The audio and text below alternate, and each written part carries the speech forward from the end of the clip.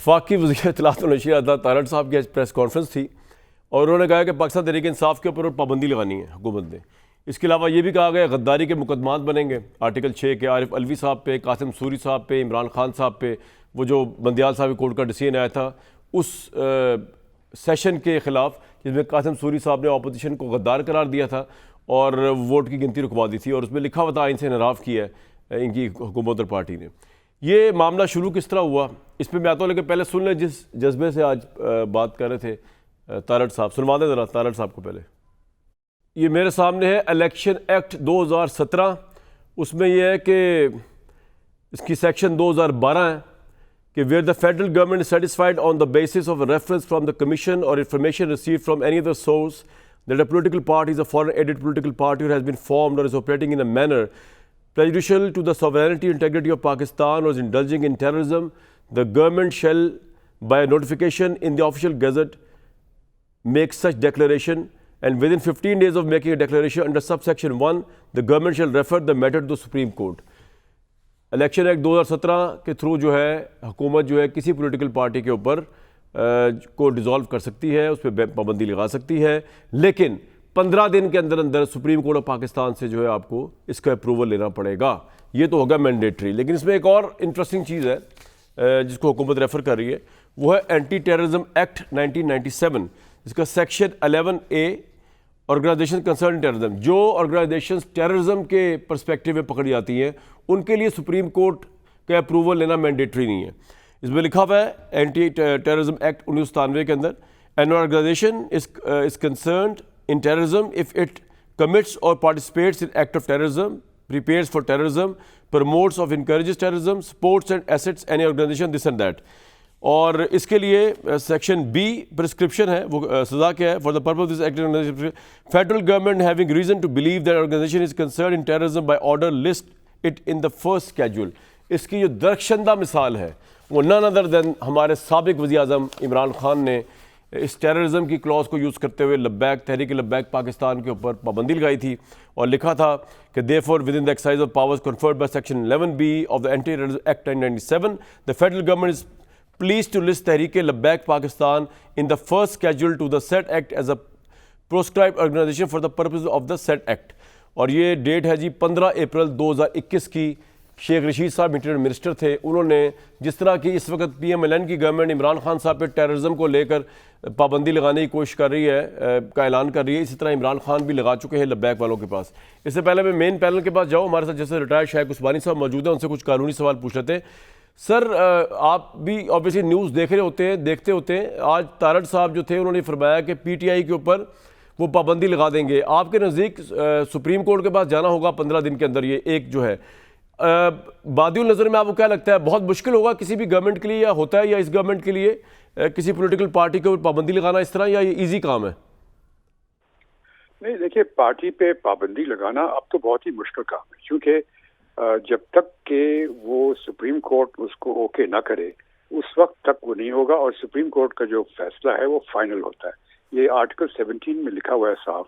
کہ اگر کوئی پارٹی ایسی ہے جو کہ ملک اور قوم کے خلاف کام کر رہی ہے اور سالمیت کے خلاف, تو اس صورت میں ایک ڈیکلریشن دے سکتی ہے گورنمنٹ کہ اس کو ہم بین کر رہے ہیں, لیکن وہ ڈیکلریشن 15 دن کے اندر اندر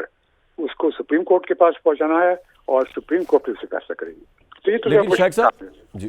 شیخ صاحب لیکن اینٹی ٹیررزم ایکٹ 1997 میں اگر ٹیررزم کی بنیاد پہ کسی پارٹی کو بین کیا جائے پھر سپریم کورٹ لے جانے کی پابندی نہیں ہے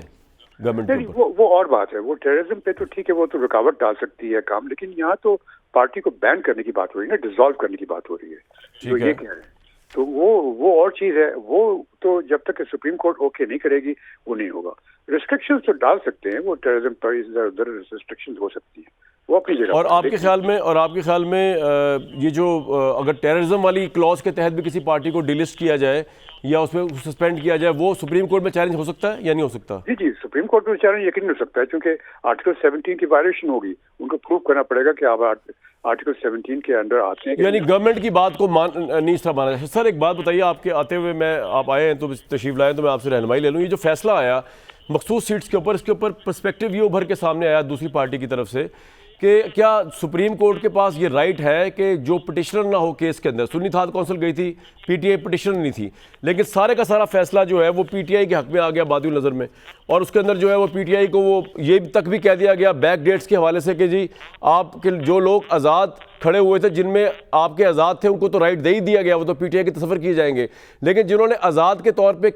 اپنا ڈاکیومنٹ نہیں بھی جمع کرا الیکشن کمیشن میں، اس کو بھی جو ہے وہ کہہ دیا گیا کہ آپ جو ہے نا 15 دن کے اندر یا 20 دن کے اندر جو بھی آپ دیکھ لیں اور آپ ہو جائیں۔ آپ کے خیال میں یہ ری رائٹنگ آف دا کنسٹیٹیوشن ہے یا یہ بالکل ٹھیک ہے؟ موجودہ حالات کو دیکھتے ہوئے کورٹ یہ کہہ سکتی ہے کہ جو ان کے ساتھ زیادتی ہوئی، الیکشن کمیشن نے غلط انٹرپریٹ کیا چیف جسٹس کے بلا چھین جانے والے نشان کے فیصلے کو، اس لیے یہ بالکل صحیح فیصلہ ہے؟ نہیں دیکھیے، غلط تو فیصلہ قانونی طور پر یہ فیصلہ جو تھا وہ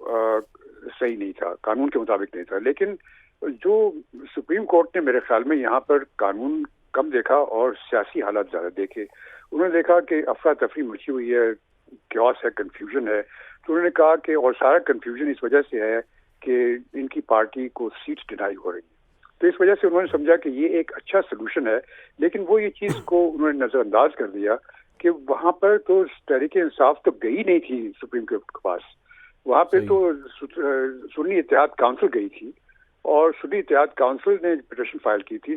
تحریک انصاف کا تو نام ہی نہیں تھا وہاں پر، تو اس کے باوجود انہوں نے یہ فیصلہ کر دیا۔ جو بھی کیا اب ہم اس کو کرٹیسائز تو نہیں کر سکتے، لیکن یہ لیکن اب جی یہ ریویو پٹیشن میں جا رہا ہے، اب لارجر بینچ کا دیا ہوا فیصلہ دوبارہ آبویسلی لارجر بینچ کے پاس ہی جائے گا، تو یہ اس کی لاجک ایک تو سمجھا دیں کیا ہے؟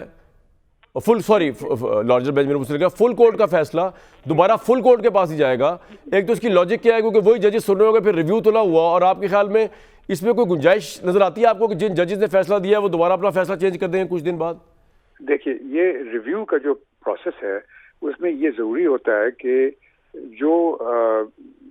جن ججز نے فیصلہ کیا اسی کو وہ سنتے ہیں، وہی سنتے ہیں جج، اور وہی ایڈوکیٹ بھی وہی آرگیو کرتے ہیں۔ یہ پروسیجر ہے ریویو کا، تو جائے گی تو اسی بینچ کے سامنے۔ اب ان ججز کا ہو سکتا ہے کہ بعد میں وہ اپنا مائنڈ چینج کر دیں جب آرگیومنٹ ان کے سامنے پیش ہوگی، جس طرح یہ لوگ پیش کریں گے اپنی آرگیومنٹ، تو اس کے بعد اگر سمجھتے ہیں کوئی ججز کیا پتہ اپنا مائنڈ چینج کر دیں۔ تو ریویو اس وجہ سے ہوتی ہے، اور ریویو صرف اس پوائنٹ پہ ہوتی ہے جو کہ جس کو بولتے ہیں انگریزی میں steering in error on the face of the record, جو کہ سامنے نظر آ رہی ہو۔